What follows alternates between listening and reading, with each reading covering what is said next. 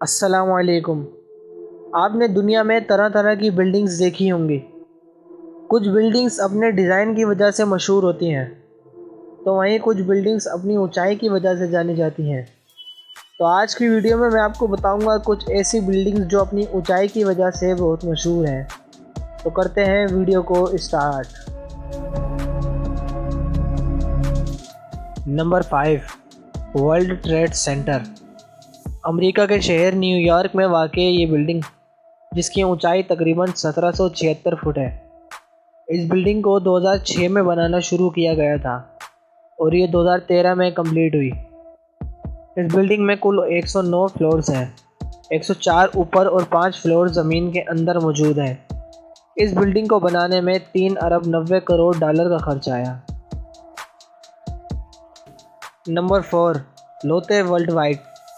یہ building south Korea میں موجود ہے اور اس بلڈنگ کو دنیا کی 5ویں سب سے بڑی بلڈنگز میں شمار کیا جاتا ہے۔ اس بلڈنگ کو 2011 میں بنانا شروع کیا گیا تھا اور یہ 2016 میں کمپلیٹ ہو گئی تھی۔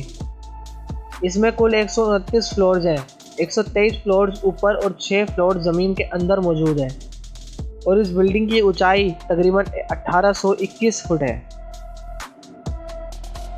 نمبر 3، مکہ ٹاور۔ یہ بلڈنگ سعودی عرب میں موجود ہے۔ یہ مسلمانوں کی مقدس عمارت بھی ہے کیونکہ یہ حرم کے قریب ہی موجود ہے۔ یہ دنیا کی تیسری سب سے بلند عمارت ہے۔ اس کو 2004 میں بنانا شروع کیا گیا تھا اور 2011 میں مکمل کر لیا گیا تھا۔ اس کو بنانے کے لیے 5 ارب ڈالر کا خرچ آیا۔ اس عمارت میں 130 فلورز ہیں اور اس کی اونچائی 1972 فٹ ہے۔ Number 2، Shanghai tower. یہ چائنا کی سب سے بڑی اور دنیا کی دوسری بڑی عمارت ہے۔ اس کو 2006 میں بنانا شروع کیا گیا تھا اور 2014 میں مکمل کر لیا گیا۔ اس بلڈنگ میں 106 لفٹ لگائی گئی ہیں اور یہ دنیا کی تیز ترین لفٹ ہے، جس کے ذریعے چند منٹوں میں ہی اس کے ٹاپ پر بھی جایا جا سکتا ہے۔ اس بلڈنگ میں 128 فلورز موجود ہیں اور اس کی اونچائی 2072 فٹ ہے۔ نمبر 1، برج خلیفہ۔ برج خلیفہ کے بارے میں تو آپ سب جانتے ہی ہوں گے۔ یہ دنیا کی سب سے بڑی عمارت ہے جو دبئی میں موجود ہے۔ اسے 2004 میں بنانا شروع کیا گیا تھا اور یہ 2009 میں مکمل ہوئی۔ اسے بنانے پر 1 ارب 50 کروڑ ڈالر کی لاگت آئی۔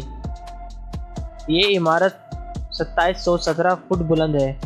برج خلیفہ 163 فلورز پر مشتمل ہے اور اسے Guinness book of world record میں بھی شامل کیا گیا ہے۔ یہ ہیں دنیا کی بلند ترین عمارتیں۔ ویڈیو اچھی لگی ہے تو ویڈیو کو لائک کر کے چینل کو سبسکرائب کر لیجئے۔ ملتے ہیں اگلی ویڈیو میں، تب تک کے لیے اللہ حافظ۔